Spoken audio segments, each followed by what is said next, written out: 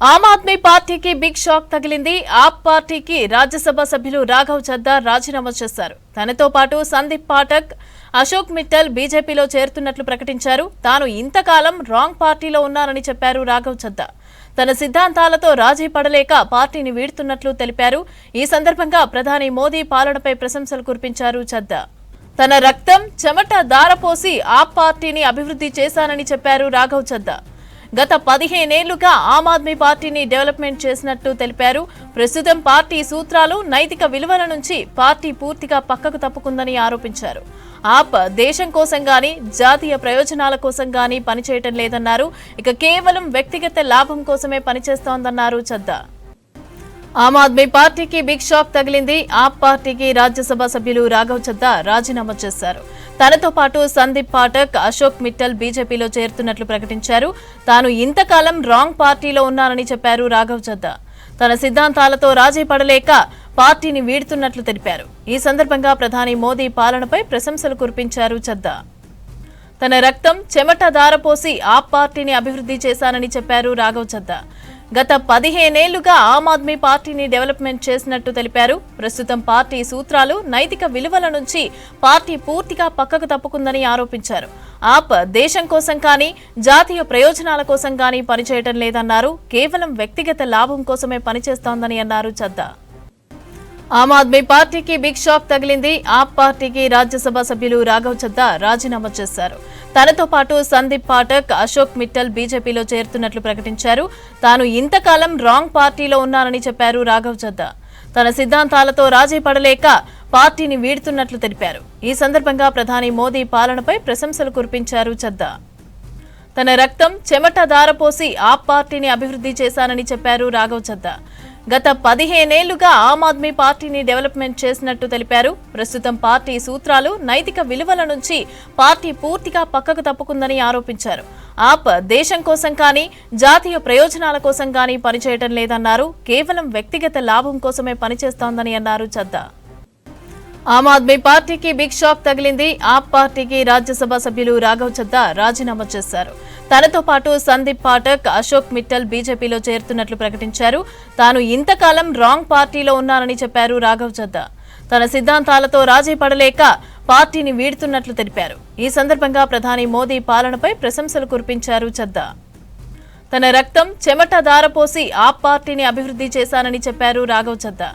గత 15 ఏళ్లుగా ఆమ్ ఆద్మీ పార్టీని డెవలప్మెంట్ చేసినట్టు తెలిపారు. ప్రస్తుతం పార్టీ సూత్రాలు, నైతిక విలువల నుంచి పార్టీ పూర్తిగా పక్కకు తప్పుకుందని ఆరోపించారు.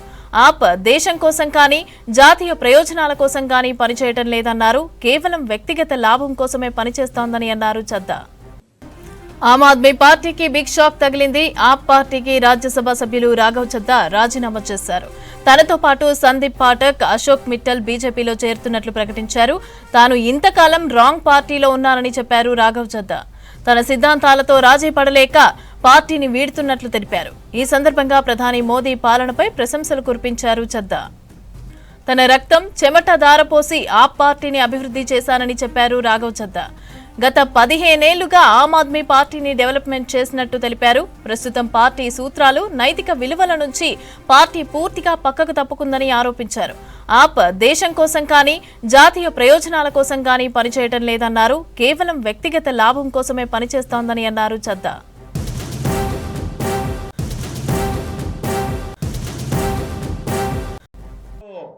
अपनी पार्टी में शामिल किया जा रहा है, ईडी सीबीआई का इस्तेमाल किया जा रहा है। आपको याद होगा भी कुछ दिन पहले, 2-3-4 दिन पहले अशोक मित्तल के यहां ईडी का छापा पड़ा। तो चीजें अपने आप में जुड़ती है। ईडी का छापा पड़ा और तोड़ लिया, इसका मतलब भय दिखा के, प्रशासनिक तंत्र का दुरुपयोग करके यह ऑपरेशन लोटस चलाया जा रहा है। मैं फिर दोहरा रहा हूं, पंजाब की जनता इन गद्दारों को कभी माफ नहीं करेगी। मुझे इतनी बात कहनी थी।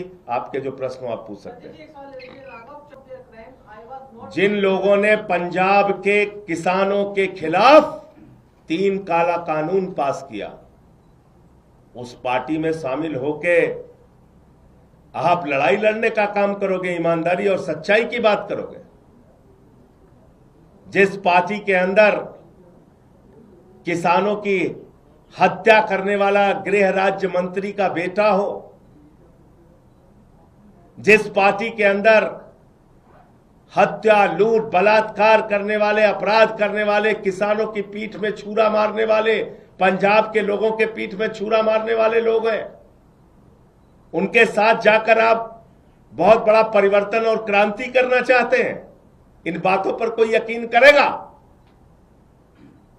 मैं ये कहना चाहता हूं। सर, राघव चड्ढा ने कहा कि वो करप्शन के खिलाफ इस जंग में आपके साथ आए थे, लेकिन अपनी जो पार्टी की अगुवाई है वो खुद वो लोग कर रहे हैं जो कि इसमें लिप्त हैं।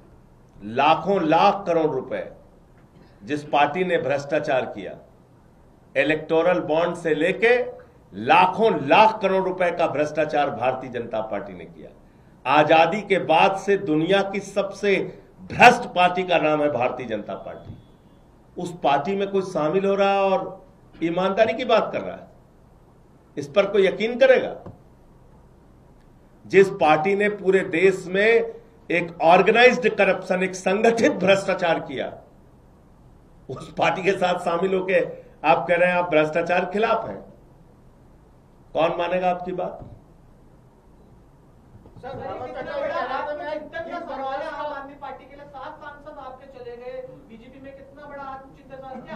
इसका जवाब जब जब आम आदमी पार्टी को धोखा दिया गया है, जब जब पंजाब की और देश की जनता को धोखा दिया गया है, जनता ने पलट के जवाब दिया है।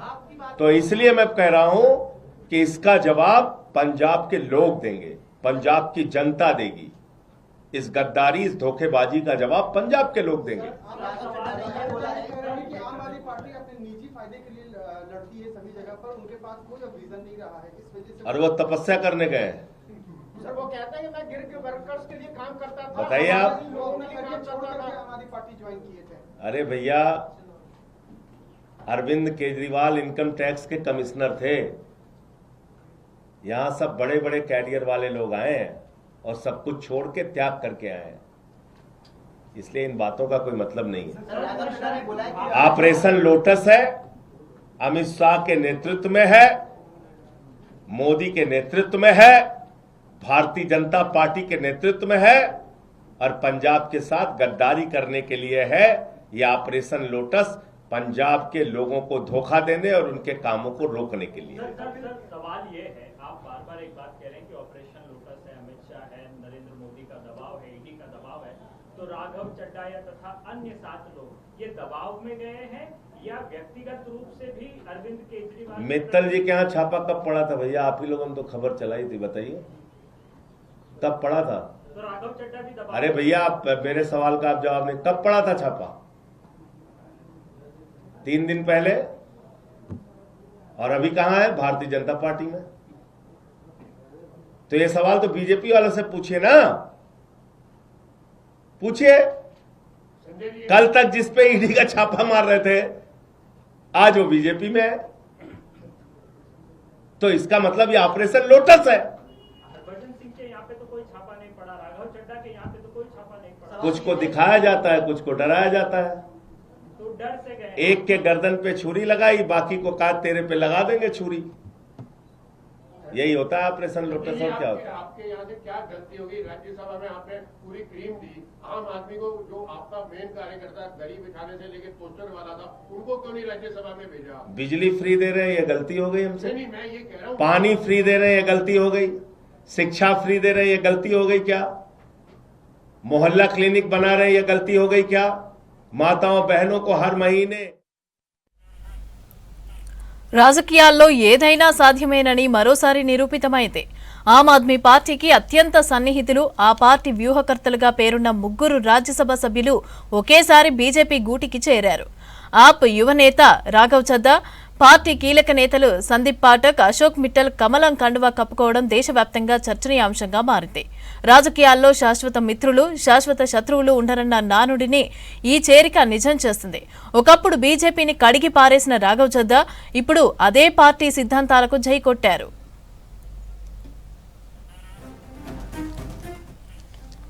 పార్లమెంటులో ఆప్ డిప్యూటీ ఫ్లోర్ లీడర్ పదవి నుంచి రాఘవ్ చద్దాను పార్టీ అధిష్టానం తొలగించిన కొద్ది రోజులకే ఈ పరిణామం చోటు చేసుకోవడం గమనార్హం.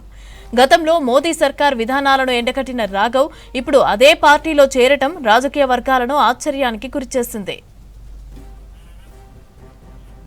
రాఘవ్ చద్దా ప్లేస్ లో రాజ్యసభలో పార్టీ ఉపనేతగా పదవీ బాధ్యతలు చేపట్టిన ఎంపీ అశోక్ మిట్టల్ కూడా బీజేపీలో చేరారు. ఆయన పదవి చెప్పిన కొద్ది రోజుల్లోనే ఆయన ఇంటిపై ఈడీ అధికారులు సోదాలు నిర్వహించారు. అయితే ఈ కార్యాలయంలోనూ తనిఖీలు చేశారు. పంజాబ్లో కీలకమైన లవ్లీ గ్రూప్ ఆఫ్ ఎడ్యుకేషన్ సంస్థలకు బాస్ అశోక్ మిట్టల్ పైన ఈడీ దాడులు జరగటం రాజకీయంగా పెద్ద చర్చకు దారితీసింది. ఇప్పుడు ఆయనే బీజేపీలో చేరటం చర్చనీయాంశంగా మారింది.